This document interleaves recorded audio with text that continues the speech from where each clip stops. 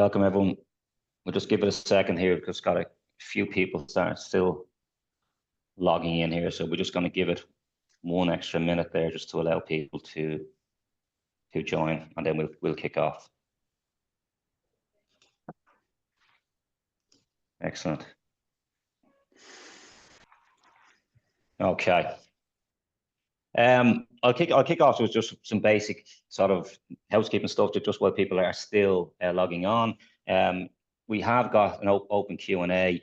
Just pop any questions that come in along the conversation into the Q&A box, and we'll attend to them as best we can. We will leave a section toward the end towards Q&A, but obviously we'll keep an eye on the Q&As as they're coming in, and I'll basically try and ask the guys any questions that are relevant to whatever we're talking about at that particular time. So first and foremost, you're very welcome to today's webinar. We're going to focus on Xero for construction. So I had a quick look at the attendee list just before we jumped on, and we've got an interesting guest list of people coming in from all over New Zealand, Australia on the attendee list, which you'll probably watch the recording. And if you're on live, credit to you, you're up late.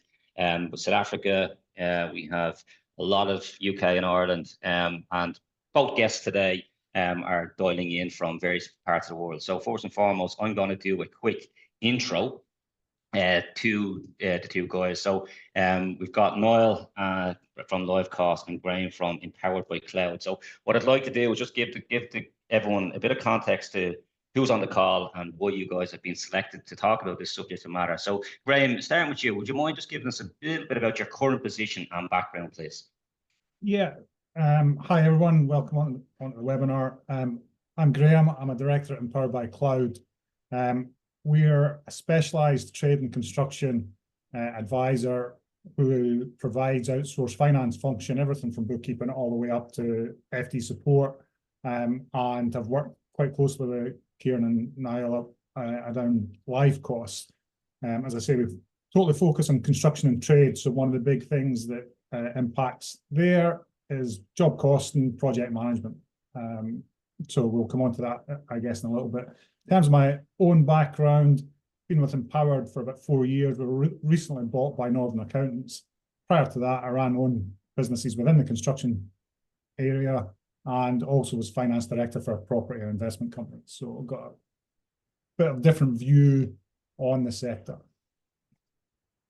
And Niall?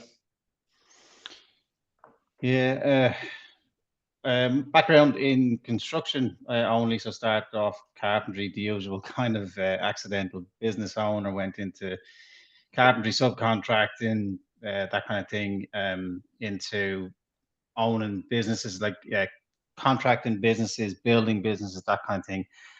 Worked, and very lucky to work in very many countries like, Ireland, UK, did a bit in the US, and quite a few years in Australia as well. So kind of got a good broad view of the world of, especially around the SMEs stage. I didn't really get into the tier one, so all around kind of, small to medium businesses where I've spent my time. Right. So we've got a couple of different sort of perspectives on this. So Graeme, obviously running up Empowered by Cloud. Obviously, congratulations, Graeme, on that recent acquisition by Northern Accounts, which is great. Just goes to show you the work that you guys were doing. So we wanted to sort of, you have a helicopter view of a lot of companies in construction using Xero, right? So you've got a really good perspective. And on Niall's point of view, I'd probably say it's more like experience of being in the trenches of, being the contractor and where am I going to go, and having those sort of real life problems as well. What I'd like to do is I'm just going to spin up a poll, and if you could contribute to that, that would be great. So there's a poll going to run now. So that's about the cost tracking software. Okay, I'm just going to pull that one down, and I'm going to spin up one more poll. So that's just going to share those results out. So we just asked about basically how you guys are tracking your project costs at the moment. But we'd also be keen to understand basically what sort of accounts package you guys are on as well. So I'm just going to spin up that one. Let's get rid of that. Go for that one. I'd also say what we'd like to do is to share those results there, so just everyone can get an idea of that. Great. What I'd also like to do is just remind everyone to hang around for the end as well, because what we're going to do at the end is basically do some we're going to do some offers, right? So from the LiveCosts perspective and Graeme as well. So hang around for that as well. Graeme, when it comes to Xero, let's kick off there. Are you is Empowered by Cloud a Xero only shop? Like, will you deal with companies that use other accounting softwares, or is it literally Xero only? No, we're 100% Xero practice. Now, that might sound a bit limiting, but from our perspective, there's a couple of reasons why we did that. One, it's by far the biggest accountancy software provider in the SME market, which is where we operate. It's in the cloud, so you can operate on it anywhere. You don't have the back in the day when you used to get disks or downloads and had to update the server, so it's constantly getting uploaded. And I think the other big thing about it is, or two other big things. One, it's probably geared more for non-accountants. So it doesn't have a lot of accounting technical terms within it, and it's quite intuitive, and it's a great central core for a lot of bolt-ons and add-ons, so you can really customize the setup you've got and the software you have to your business, as you know, and obviously LiveCosts are a great example of that. So it's a good base to build out from. And I guess the final thing is, because we're running bookkeeping and finance functions for a range of different businesses, it's more efficient for us to go use the same system from one company to the next rather than jumping different systems. So that's the logic behind it. Okay. So literally when a construction firm come to you, they want to employ you to look after, be that FD function for them. If they're not on Xero, that's step one for you. You've got to be on Xero to work with you guys. Yeah. From your perspective then, Niall, like you mentioned there at the outset, running contracting business. From the contractor's point of view, then why did you use Xero? What was the attraction to Xero for you from the contractor?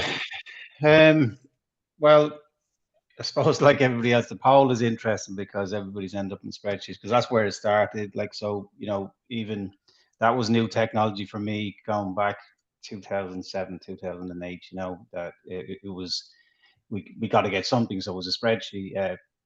Funny enough, we were in Australia at the time, and Australia seemed like it was light years ahead. Funny enough, that was back in about 2010, 2011. Seemed like everybody was using something, and it just opened up my eyes to Xero at the time. That was reasonably well used, so we started using that to do the accounts. And Graeme says it's reasonably simple to use. So for me, coming from spreadsheets, it was a decent addition. Leads. My current role is with LiveCosts, obviously, is just talking to customers every day. So I get very privileged position of talking to hundreds and hundreds of contractors all the time. And it's a very common thing that, you know, everybody's still in spreadsheets. And sometimes even if they use Xero, the spreadsheet sitting alongside it as well. So it's definitely not unique to me, but that was the path that I went down. Spreadsheets to Xero, and then probably a mix of Xero and spreadsheets then as well. Yeah, so there's two interesting data points just from the people that are responding on the call. So, right, 67% of people on the call are currently using Xero, and then the next closest to that would be Sage 50. Also, 63% of people are still using spreadsheets, right? So, Graeme, that raised the question then to you, right? Is Xero, can you effectively manage construction project finances in Xero? I'm going to say a caveated yes. There are ways that you can run projects, but a lot of it will come. So let's start off with a base Xero package, without the add-ons and everything. You can use tracking categories if you don't have a lot of projects to group all your invoices together. You know, if you're starting to get a bit more advanced or want a bit more information, Xero's got its own projects module that you can move into. I would say that tends to be more simple type projects are easy, not the big complex, large construction scale. So if you're trying to keep track of time, if you're trying to keep track of a few material purchases and all the rest of it, it's still very good. It's not great interfacing with debt. So if you're scanning invoices in, there's a bit of double handling with that. So in short, you can use it, but it's got limitations, being, you know, how do you allocate time onto tracking categories? And also you can't really allocate your purchase order. So you don't know, it only deals once you've received an actual invoice. So any future costing that you're trying to get a handle on, or any spend on the PO, isn't all integrated into one place, onto one project. So it's very historical when it comes to the base setup. But yes, you can if it's simple projects and not overly complex projects. It sounds like you can report on it, the events of a project, all right? That's what I'm hearing there. You can look backwards and say, okay, we can set up tracking categories, we can set up different mechanisms to report on what happened on the project, which is essentially a post-mortem, right? And in construction, that's a dangerous place to play. So when it comes to actually trying to get a front foot on this and see what's happening on the project, I suppose that's what we're hearing. Then some of the downfalls can be. Well, on your side of the coin, if you put your LiveCosts hat on, and a lot of companies that would arrive to you have maybe tried Xero projects, right? Maybe they've had a go at Xero projects. What would be some of the limitations that you're hearing from contractors having gone down the Xero projects route? Yeah, we wouldn't exist if it worked. That's what I would say. First of all, it largely they come to us because they have figured out that tracking categories might be the way to go. You know that, and it is good, right? So if you're coming from the spreadsheet and you're and we see this, right? So you are logging costs to a job, and if you're a Sage person, that might be projects in Sage or whatever. But it really is just logging a list to a job, and as you say, it's after the fact. So they will have that in place. Xero projects is just another form of a tracking category, really, like, except you might be able to allocate income to it. And well, you can do that on tracking categories as well, but largely it's just putting things into a bucket, and you can kind of sort out that bucket. That's what that is. But, that's one big pile. So that might work on a job that's $5,000, but what if the job is 500 grand? Are you really, is that enough? Like to say that you reach the end of that job, say, oh, look, we have this big pile that's 500 grand. It's just not enough detail, so it needs a little more, it needs a little more assistance, which hence tends to be spreadsheets at that point. Yeah, well, yeah. I think the other thing, Niall, that you're picking up on there is, scheduling. That becomes the bigger the project, that becomes a massive issue in terms of, what sequence of events are going to happen. How are you going to load up your labor and all this? So going back to what Ciaran's saying, the forward look is where anything you're doing in Xero starts to fall apart. So it's quite easy to do the historic. Yeah. Quite easy just to say, well, we've spent that already, but it's trying to see what are we going to spend, what labor do we need.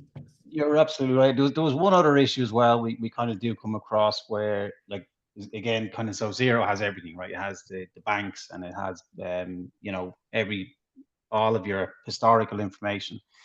And when you become a sizable contractor, so even when I say sizable, you could have 5 employees, right? But you bring somebody else in who's not maybe a business owner, for example, and they're not on the office admin team, they're a site foreman, for example. So is that the place to bring them? Like, is that where they should be doing purchase orders from now, where they have access to the banks and they have access to all your P&Ls? So it's a little bit, you need a step removed from it to kind of make it a little bit more private. So I find it's great for the company accounts, like, so for that office admin team, fantastic. We use it ourselves in LiveCosts as a business tool. But as soon as you kind of grow, it'll hold a big company, but it won't hold the daily interactions that it needs from other people, I find.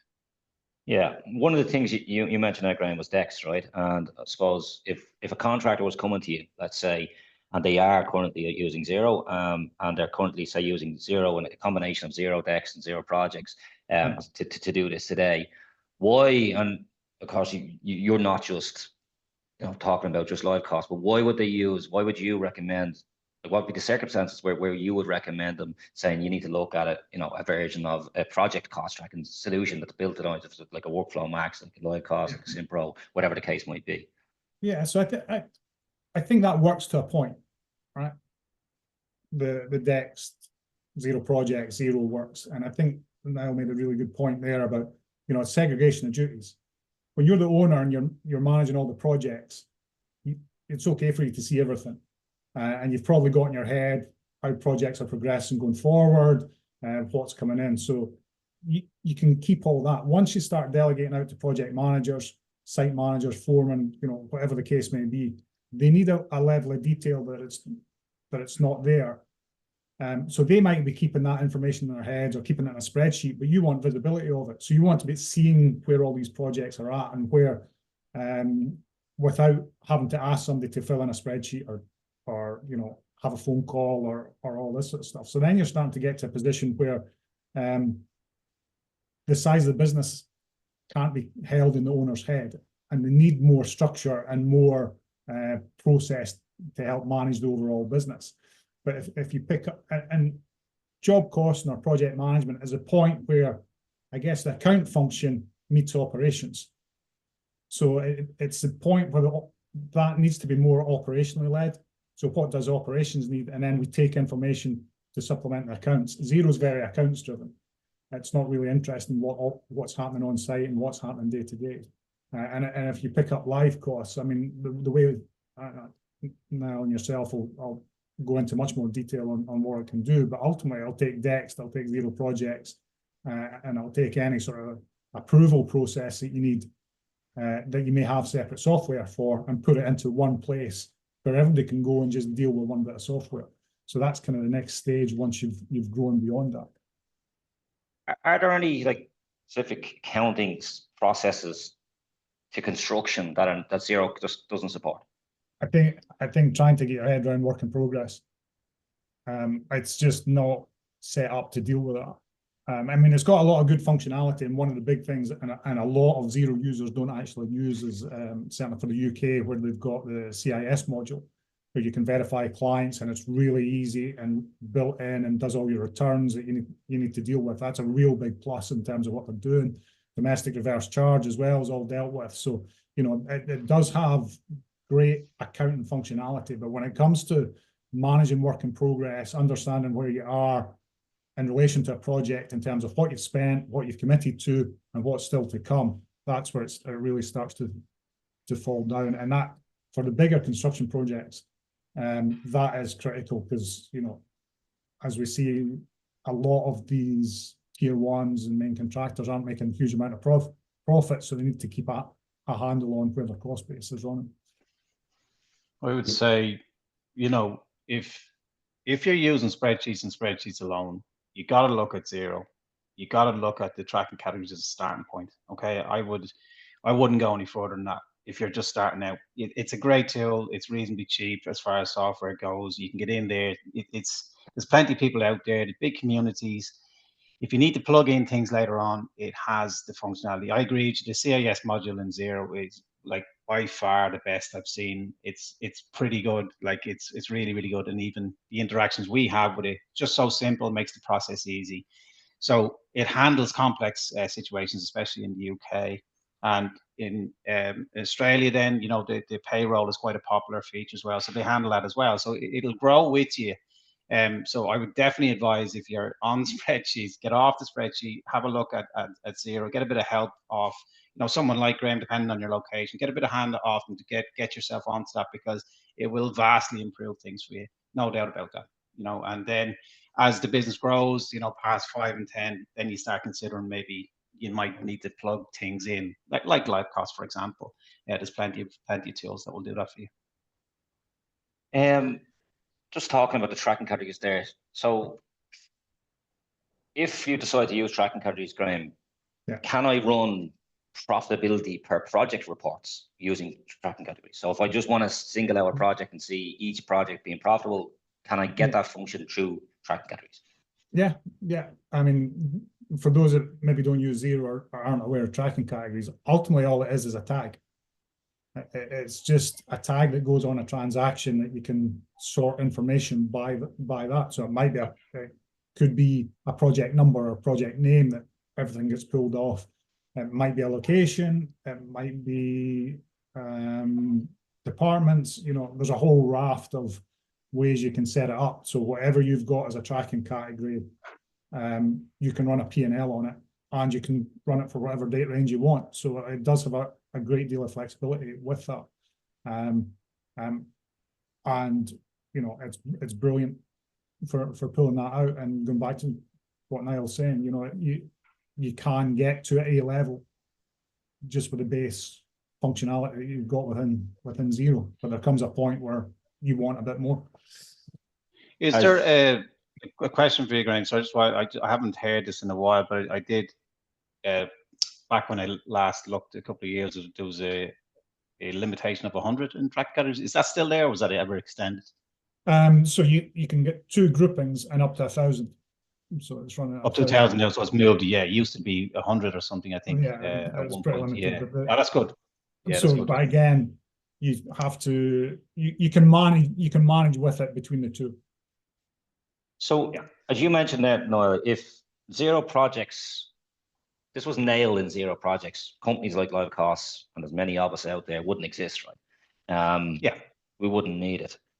Why then, right? So one of the things we hear, just come and put my LiveCosts hat on, people come to us saying, I don't know how much I'm making on each project, and that's a problem for me. In other words, I don't know how to scale this business or grow this business because I don't know exactly which project's profitable, and I'm not getting that functionality. It's possible, right? So Brian is saying, well, we can do it. We can set up tracking categories. So why then, or what is the limitation with the project? Is it the breakdown? Is it the cost coding? Is it just the general structure of the live view? Is it the fact that it's always after the fact? Why is it that we can't get that profitability per project in a way that makes sense to construction? Yeah, funny enough, I actually think it's an unfortunate name. I think the project's name in Xero is unfortunate because it just tends to, you know, ring in their ears saying, oh, project that's construction, but it's not. You know, I've spoken to Xero, we're working with Xero closely at the moment, and I've spoken to them about this, and project is, you know, it could be like a software house that has a project on, and we just hear the word project and go, oh, that's for us, right? That's a construction project. But, and it is to a point, so like if you want to kind of get, what have we issued in invoices to this project so far, that's great, no problem. If you want to then, as I said, get the total that says 470 grand, well, that's fine too, you know. And as I said, that's better than doing that in the spreadsheet. Absolutely no doubt about it. I'm going to use this. So I'm just going to share my screen just because it might help us to kind of visualize. Yeah. Just let me know if you can see my screen. Yeah, we got it. What LiveCosts will do, will just give you a place where all of your projects can live. But we're going to go into just slightly more detail than Xero, insofar as that the projects will have a budget. So that's something that Xero unfortunately doesn't have. So we're not, even for that 470 grand I'm describing. Well, what's that against? Like, what was it against? 400 grand? Was it against 500 grand? No, nobody really knows. And of course, measuring a project, you know, with one number is not going to be enough. So LiveCosts will give you various levels of detail that would dig into, and again, this is, you know, customizable by who you are, you know, what level of detail you want. But ultimately, we're breaking these numbers down into much smaller numbers where it's manageable. So that 500 grand project could be grouped into 5 elements of 100 grand, and then it becomes a little bit more readable. And as Graeme described, then we would handle the likes of the work in progress by, you know, if your company starts issuing purchase orders, for example, then we visualize those purchase orders not just in the project, but then also in the budget. So it's just kind of breaking things down into simpler terms within those larger jobs. And then when we measure income, we would measure against contract value. So all we're doing is really just bringing in a bit more detail around Xero, if you like. So in the case where I raise an application for payment, I raise my invoice in Xero, in the case where the invoice is paid, i.e. reconciled, and unreconciled, how is that shown up there? on your project there. Would you mind? Well, yeah, for us, we with Xero, we decided actually to leave the functionality in Xero because like Xero would be great at, like, let's say, offering online payment that you can use, you know, PayPal or Stripe or whatever. So, and they offer ways of, you know, automatic reminders, and it's so well built out. So we decided as LiveCosts actually just leave that functionality in there. So you issue your sales invoices, if you like, from Xero, and, you know, leave that functionality there. What we do is just import that, and then we just sit those documents on the project. But we do look at the reconciliation the user's doing in the bank, looking for payment updates. So as you get paid, even part payments of the invoices, that information is feeding over to the contract value. So very simple feature, but it's quite effective. What about the budget breakdown then, right? So, and when I talk about the budget breakdown, purchase order in Xero, and I mean, Xero's built for butcher, baker, candlestick maker, right? So the purchase order is it's a purchase order, right? And then it gets reconciled against an invoice. But we hear it all the time that, well, that purchase order could be going to multiple projects, and maybe it's going to 3 projects in the same purchase order and 3 different areas of the project that I want to track against. What happens there? Is it a case where you just simply can't do that in Xero? If you have a purchase order that's going to go against multiple tracking categories, or can you do that? Is the first part of the question. And second part of the question, how do you deal with that in LiveCosts? Well, you can do it in Xero, of course. Again, it depends who's doing it, right? You know, is that the site supervisor that's in Xero doing the purchase order? You know, and where is that purchase order going? As Graeme said, it doesn't really go anywhere until the bills start arriving in. So it just kind of sits in a zone that it exists, okay, and we can see it, but it doesn't really, you know, sit against the job, unfortunately. Yeah. So what we've done, as I said, within LiveCosts, try and visualize it. So we would also extend out the functionality beyond just being locked into the software. So we provide a mobile app that you can get that information back in. Ultimately, you know, the site guys, generally site foreman, might do a purchase order from the mobile app, for example, send in that information for a value for $1,000, and then immediately that $1,000 is sitting on the job as a commitment. You can see it as soon as it happens on site. So that's kind of giving you that live feel. And the other problem, I suppose, we would come across where we've had to attend to it, and all we're really doing is just listening to the industry going, yeah, that sounds like a problem. All right, that sounds like something we should try and assist Xero, if you like. So we would have a deliveries module, for example, where you know, site deliveries are belonging to purchase orders, right? For the same thing, you make the order, you might want to check that order off, or essentially check the invoice off against the order and that kind of thing. So we kind of bring that that matching system together. So in just bringing the construction context, really. Yeah, so it's the Xero PO is a generic PO that reconciles against an invoice, and a LiveCosts PO is essentially designed for construction with multiple projects, multiple phase, multiple deliveries, and multiple invoices, and all the complex. It depends where you are. It depends where you are, right? It really does depend where you are. That's what I would say. If you're as I coming off that spreadsheet, you know, that the tracking categories will be definitely a step up. And if you're feeling that you're beyond that, and your team is extending, that you can't allow them into Xero, and you're having problems around POs, or tracking categories are just not giving you enough, and you end up back in spreadsheets, you kind of might need to consider something else. Graeme, you guys work with a number of plugins, and you guys have developed out what I'd say is probably a very well tested tech stack now that you guys would recommend to construction companies. What are some of the most popular products that plug into Xero that construction companies are using?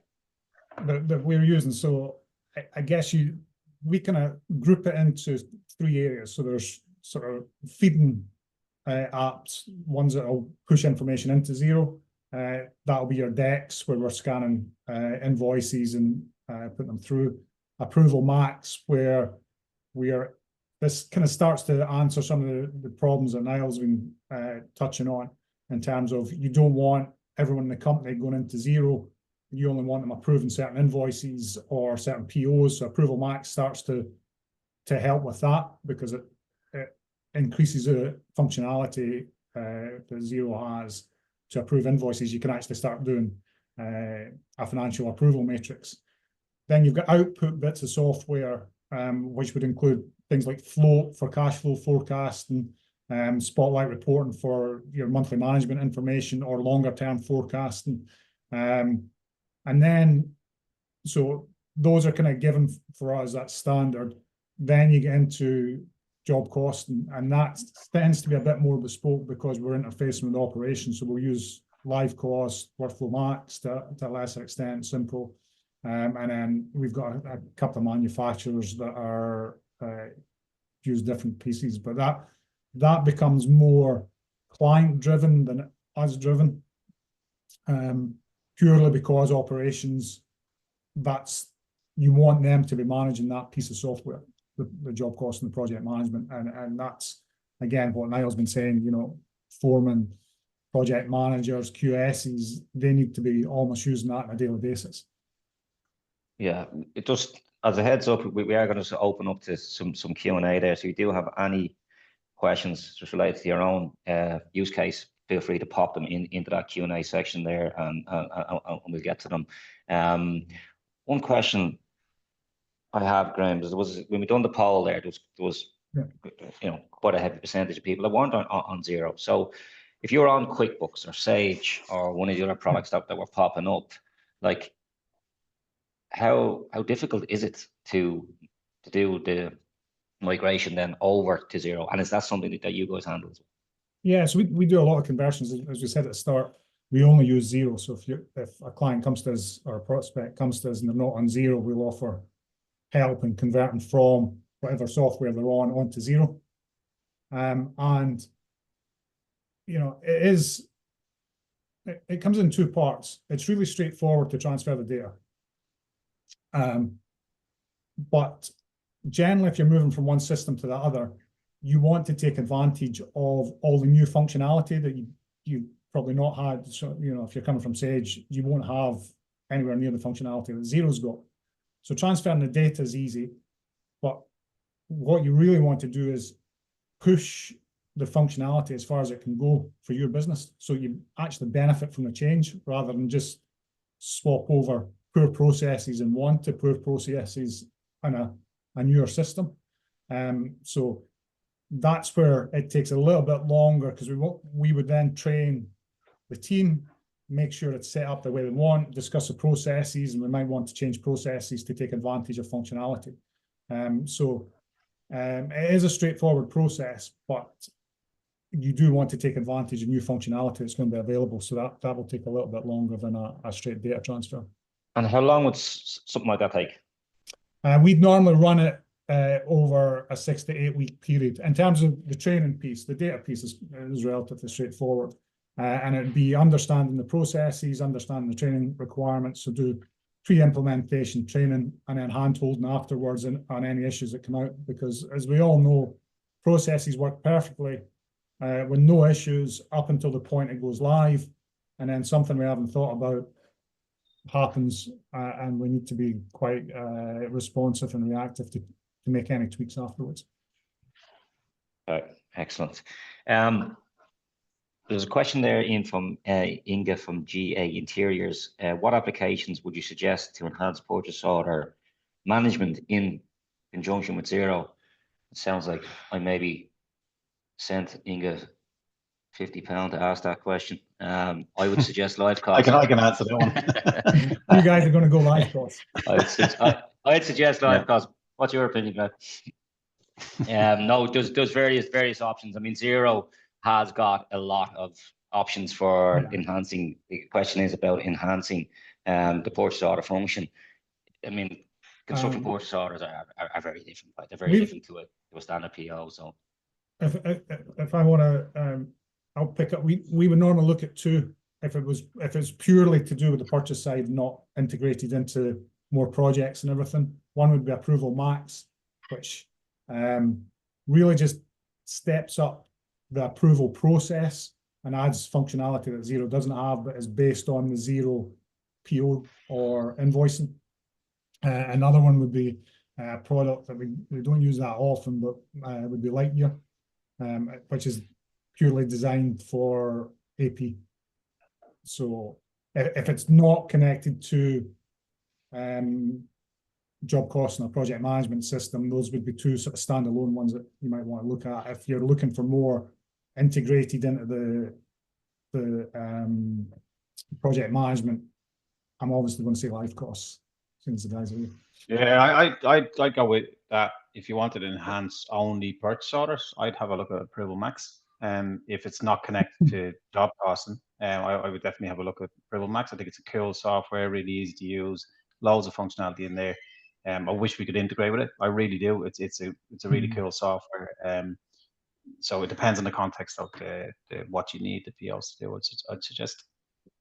Yeah, happy to have a conversation offline on that one. Ingrid, if you need any sort of additional look, if you want to sort of understand the sort of use case a little bit further, we can certainly sort of help with that. There's a question. Claire Jenkins has there's a hi in there. Claire, just flagging that. I'm not sure whether the second part of the question wasn't sent in, but just flag that I haven't. I've just got the hi part, so hi back, but I haven't actually got the second part of the question, just in case you didn't miss pressing send on that one. Edel Nixon has a question. So in Beltemploy QS starts Monday. We've never been able to track our costs before. We're a civils company installing Xero connections. Will LiveCosts help him track all costs and assess profit for each project? We use a PL function on Xero as well, and we now have a project name category, right? So no, that's probably for you. Yeah, it's, look, civils is one of the ones we happen to look after. So it doesn't really matter if you're civils or electrician to us or a landscaper. It doesn't really matter, because it's the same format, right? You want to set up a job, you want to track the job to whatever level of detail you want. You know, we encourage people when they're going from tracking categories, tends to be the project, right? You know, the project will be the tracking category. We kind of encourage people to start off. Let's start off nice and easy. Let's not, you know, go from zero to hero too quickly. We might start off with a reasonably simple, you know, budget structure, and off we go from there. But yeah, the answer is, if you're using Xero, we'll help with that. Say, give your QS somewhere else to work that's not Xero. He's not in the banks then, looking at your money and stuff. He can play in LiveCosts and then send over the likes of the invoices over to Xero. So it's a nice little two-way integration there. So yes. Okay. Another one from Mark McMullen. What size company would use Xero with LiveCosts? Would it work for like 10 to 20 million pound revenue? So I'll break that down into two divides. And I suppose, in your experience, Graeme, what's the ceiling for Xero on its own? There isn't really a ceiling for Xero. So as a business, we tend to work for business between 500,000 and 10 million. Only because once it gets slightly bigger than that, and it's very much a generalization, once they get bigger than that, one, they start needing audits, which we don't do, and two, they tend to start taking more finance function in-house. But that's a market decision we've made. In terms of Xero functionality, it's down to the number of transactions. So it can, if you're not having huge amounts of monthly transactions, which they never give a definitive number because they're constantly improving the speed of things. But it's about 3,500 transactions a month or something. So it's to do with transaction numbers rather than the number of zeros on invoices. So a 10 to 20 million is fine. We've seen 50, 60 million pound businesses on it quite comfortably. But I've only ever had it once, which was actually a window cleaning company that had thousands of small transactions, and some of the reports slowed down, or just like quarterly VAT returns used to take ages to run. But it's volume of transactions, Mark, that is a big decider. And then, Niall, obviously we've got all sorts of different size companies on LiveCosts, but like, where would you say, in the context of Xero, is there a ceiling for where LiveCosts and Xero isn't? Yeah, I mean, look, the concept of LiveCosts kind of started off, we believed it was pointed towards companies that were knocking in around, you know, maybe 1 to 5 million, because that was maybe our background. But as it turns out, people that turn over, 8-10 million as well, had similar problems. So all of a sudden we were servicing them, and it pushed the software because it needs different things, doesn't it? It needs those approval workflows, for example. It needs permission sets, and so we've been constantly building and building and building as we take on bigger companies to try and support them with the level of features. Where we are now, we have companies that turn over 20-25 million at the moment. It just depends on how much you need. Like as Graeme said, some companies may need severe auditing in there. We won't provide that, but it depends where you're coming from. I might say, so if you're coming from a situation where there's not a lot of processes in place and you just want to improve on that, LiveCosts might be a great even stopgap for you until you get. And a lot of people would come to us because they don't want to buy an ERP. And it may not make financial sense to buy an ERP, and that's a key thing, because obviously ERPs ain't cheap, and they don't want to invest in that level for just that function. So LiveCosts can be a stopgap maybe until the business is big enough to grow into that. So I'd say reach out and have a chat, and we'll be fairly honest. If you feel it's not right, we'll let you know. Again, on that one, Mark, happy to sort of take that offline and sort of show you the functionality of LiveCosts, and then we can sort of show you companies of that size how they best utilize it as well. More than happy to do that. There's another question then from Tom Webster. Tom was looking for a demo of how the POs reconcile against bills and the projects. Tom, again, I'm happy to take that offline and show you that sort of in context to your type of project, your type of cost centers, and I'll show you how the integration works with Xero and all that. So I'll reach out separately on that one as well. Another question in here from Amy. Does a labour tracking functionality require individuals to have their own placeholder? How does LiveCosts cope with ad hoc workers? We want to centrally input labour and allocate, but there is some variability in staff. I'm sorry. So labour, Niall, how do we deal with labour? How do we deal with PAY labour versus subcontract labour? How does all that work? Yeah, it's one of those things that we are challenged with, because the industry is slightly messed up, isn't it? That we have, probably more so in the UK, but well, look, same in Australia, same in Ireland to a degree. There's a mix of the direct labour and then the CIS individual subcontractor who's doing time-based work. It's a pain, right? Because most of the apps will deal with it from maybe direct employees logging their time. So we provide timesheets. You can use them, take them in from the mobile, just log in your time. It's not really GPS enabled, so it's not. There will be other options other than us, put it that way. But it's a good option if you're coming from absolutely nothing, and it'll give you digital timesheets, taking information in from the mobile app. From the point of view of subcontractors, we just treat them the same. The only difference will be it's just a log of time entries that are happening from subcontractors on a daily basis. So that's why we call it live. It's taking the information at the end of the day from who was on site. Were they direct employees? Were they subcontractors? If they're subcontractors, then it gives you a log. Essentially, when that invoice comes in for the subcontract time, LiveCosts just becomes a reference point of saying, look, show me all of the entries within this 2-week block, and does that match what they're asking me for in this invoice? And then we can kind of transfer the log over to the invoice, essentially matching them up, reconciling them, if you like. With the CIS course as well, then. CIS will be handled through the invoice processing side. So Xero does a fine job of handling that. So we pass it over, and Xero does the magic. Okay. Graeme, one for you from Luke. What software would you suggest to help with pre-budget process? So quotation element, is there anything that feeds into Xero or LiveCosts? So pre-project, anything? Pre-project. LiveCosts would deal with it. You could use to deal with it in terms of setting up a budget. It wouldn't necessarily set out, you could just set that as a non-live project. It might be targeted more towards the quotes, like so quoting quotes up a in project. terms of issuing. Yeah, I think that's the angle, Luke, is it? So one Workflow Max can do that in terms of issuing quotes. It depends, but it depends what level you're looking at in terms of quotes. Because what I found previously was a lot of tender documentation comes in and they specify the layouts and the information that they need to go back, and it's all very different. So it's quite hard to build a standard quote template, but Workflow Max would do that. HubSpot is something we would have used for managing the process that links in. And we use for quoting, we've got our own system that's account specific. I need to check in terms of if there's anything specific to where you're looking at, but that's not something we would build necessarily out with on its own.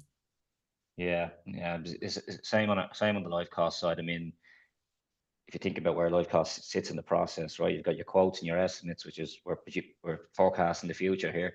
You've got your account system then on the complete opposite side, which is looking back on the past. And we basically connect those two worlds together, right? So we're the real life environment that sits in between. This is what I think is going to happen on the project versus this is what happened on the project. And for us, when we're designing integrations, it's very easy to look forward because all companies use Xero, Sage, QuickBooks, so we can build those integrations and make that happen pretty quickly. Look up back over your shoulder, back into the quoting world. And it depends, right? Are you Mechalec? Are you civils? Are you fit out? Because then you're in a different quoting world. So for us to build integrations back the way is a much more difficult challenge, because where do you start? So we, on our side, I'll just answer that one on behalf of LiveCosts. We don't integrate with anything on the quoting side. What we do is we create templates. In other words, create a mirror of your estimate. In other words, if you're doing that and it has a spreadsheet, you can upload that, which creates a mirror of that on the project, so we can track against the estimate or the quote, or you can just have them templated. That's it. Wherever you're doing your estimates quote for, just have a replica of the template in LiveCosts as well. So hopefully that answers that for you. Mark, will LiveCosts calculate revenue recognition based on forecast GP? Now, if you want to just throw up our project P&L example and just sort of talk through how that's calculated. Yeah. And then there's another one coming from Charlotte with overheads as well. So maybe that might cover that as well. Because yeah, it might do. You know, Charlotte's basically asking it is sort of aligned to this particular one. So Charlotte was asking, can overheads be tracked on the projects? And so they work on multiple different projects at any one time. And yeah, we just recently had this. This is brand new because people were asking for it essentially. So we look at it. We run basically, if you do your work in here, like, you know, you process your invoices, do your timesheets, all that sort of stuff, you'll gather all the related costs against the job. We just run this then in the background. So you set your contract value, which might change through time. We then look at all the invoices that have arrived in from Xero and see how that sits, giving you remaining value, nice and simple. We show you the incurred costs of that project so far. And your choice is to include commitments in that if you wish. So that's probably not going to be the case, but if you need it, it's there. Okay, that kind of gives you a gross P&L, a gross margin. Interested in your opinion on this one, Graeme. What we've done is as close as what we can to get a representation of what the overhead might be, because like it's so difficult when you have a 3-day job versus, like, you know, a job that's worth $5,000 versus a job that's worth 6 million. How do you know what you're allocating to that? So, like, I mean, the best, and this is a personal opinion, what I've gone with is say, well, look, if you look at your business last year, as long as it's reasonably the same size, you look at your sales, look at your overhead, you know, divide one into the other, you're going to get some representation of what your overhead may be. Okay.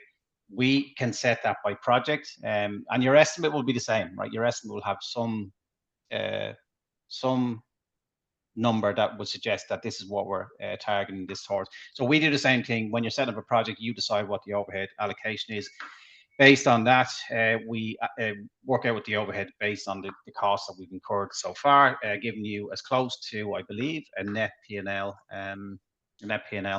Interested to hear your thoughts on that, Graeme. Is there any other way to, by project, calculate the overheads, because it's an awful problem? Yeah, so it is a similar thing. With overhead recovery, you're always going to look at what your budget is. It's very, unless you're going month on month and doing sort of dynamic allocation. But if you're doing dynamic allocation, the issue with that is, you know, whether it's per hour sales or all the rest of it, some projects will get hit harder than others, either month on month, quarter on quarter. So we look at it on a fairly regular basis with our clients around the hourly charge out rates for labour. And we factor in, and then we look at what's getting recovered. And what I've done in the past is, you know, we look at how much overhead's getting recovered through the projects and flip it almost as a journal up into cost of sales. And then we can see whether it's over or under recovering and whether we have to do anything about it. But to me, a big part of it is we would try to separate the project guys away from the overhead. So you give them a higher target to hit at a gross profit level on stuff they can control. And then centrally in terms of office, we have to manage the overheads as tight as can to budget, and then you should be okay. But whatever way you're doing it, it's going to be some sort of percentage. We would be slightly similar to the advice that when you're setting up these budgets that we have in here, your estimate will hold what you believe the allocation for profit and overhead is. You know, we ask that you reduce the budget in LiveCosts to be just the raw costs. That way, then you're kind of, you're taking overhead out of the equation, taking profit out of the equation. So when LiveCosts is kind of under budget, well, you've got your overhead allocation somewhere else and you've got profit somewhere else. So it's as close as you can get to accurate, I think. Yeah, I think a lot of it's down to giving people control of what they can actually manage. So, you know, as an accountant, if I said to you, now there's a project you need to deliver, and by the way, there's 20% of the company's overhead they need to deal with. I mean, the overhead really up to me to manage that and manage that cost. And exactly. And taking it out of the equation, I always feel is the best move. Just don't feel that it's obviously part of it, but take it out of budget is probably the best approach. I think it's right, and we do have it there as a fallback anyway. So, you know, we'll count up the overheads for all the projects and then give you a rough number at the end where you can kind of compare that to what actually happened. So it'll give you some gauge of whether that 10% might be accurate. Although it's you know, it's loose, it's close, I think. Just picking up on Charlotte's point, I mean, a lot of the time we if it's a lot of tradesmen that you're doing, we would work out a labour an overhead recovery per hour of some description, and we just keep an eye on it, so we know we're managing it. Yeah. So I mean, just from a practical sense, then how that works on our side is contract value is obviously set on the project, and then we're able to just basically through the API with Xero, we're able to basically see the revenue that's being raised. So, for example, if we had an application for payment, obviously LiveCosts can generate me what should be on the application through the work in progress report. We can get to that pretty instantly, and then we raise an invoice in Xero for that, and then obviously through the API, then we can see what's been paid against that invoice, what's remaining to be paid, and obviously that's what's generating that gross profit, and then overhead allocation getting us down to that net profit as well. We're running out of time, but I mentioned at the start about an offer. A lot of people, and the poll probably backed what my initial thoughts were coming onto the call, is that we probably have a lot of people maybe using different types of accounting systems, but probably still dominated by spreadsheets, and that definitely seems to be the case. We're offering a chance to sort of test that spreadsheet, be matched up with accounting software model against maybe running something that's a bit more sophisticated in terms of its automation and reporting, something with LiveCosts alongside whatever account system you're on. So it doesn't necessarily have to be Xero, although if you are considering Xero, we could include that as part of the pilot. And the pilot is basically a 2-month test period. We've tried like 2-week trials, and we've tried a month's worth of tests, and you know, the sweet spot is really 2 months, because it takes about a month to get on board, really, to get all the integration set up and everybody in the company aligned. And then there's a month worth of actual practical, let's get into this. And we do weekly check-in calls, which just keeps the progress moving. Essentially, LiveCosts is a very simple product to use. We're just offering the support of holding people accountable that we're going to show up next week and are people still using the product. And the idea is that by the end of the 2 months, you guys have stress tested either your current system to say, well, actually, this is how we do things, and then we're going to stress test this against how you guys are proposing. Other companies are doing things, but we like our own way, so we're going to go that way, and then that's it. The test is done. On the other flip side of it is that we have a 98.5 customer retention rate, so there's a good chance that you might like it too, that this is actually saving money, saving time. So what we're basically proposing anyone that's on the webinar is you can go to our website, book a demo. The first thing will be to give you a full demo of LiveCosts so you fully understand the product, how it works with Xero or any other accounting system that you're on. When you're in that book a demo form, you'll see that there's an option for where did you hear about LiveCosts. Just select the webinar so we know who you are coming through, and then we will give you a full run through of the product and anyone else in the company that wants to see it. And then at the end of that demonstration, you can make a decision: would we like to test this for a couple of months worth of a trial period, which we're calling basically a LiveCosts pilot. Graeme, if anyone wanted to sort of evaluate on the account side of things, is there anything that you can offer? Yeah, I mean, happy to jump on a call, half-hour call, just run through some tricks and tips that they might not be aware of within Xero or not using, just to make it a bit more efficient for them and get a bit more out the software. So if anyone wants to get in touch, we can get that organized. Fantastic. Okay, we will send a recording of the webinar out to all attendees. So if you do find anything interesting today, you want to pass that on to any of your peers, by all means do so. As I said, if you're interested in having a look at the product itself, easiest way is just go to the website. Graeme, if anyone wants to reach out to you, what's the best place to find you? Probably just direct through my email or putting something through the Northern Accountants website, which I think the details will be on the information that goes out at the end of the session. Yep.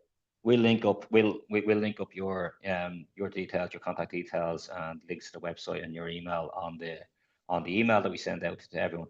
If any other questions pop up afterwards, again, feel free to come and talk to us. But for the moment, Graeme, appreciate your time. Thanks very much, Niall. Thanks for your time. Appreciate it, and we'll see you guys on the next one. Thanks, everyone. Thank you.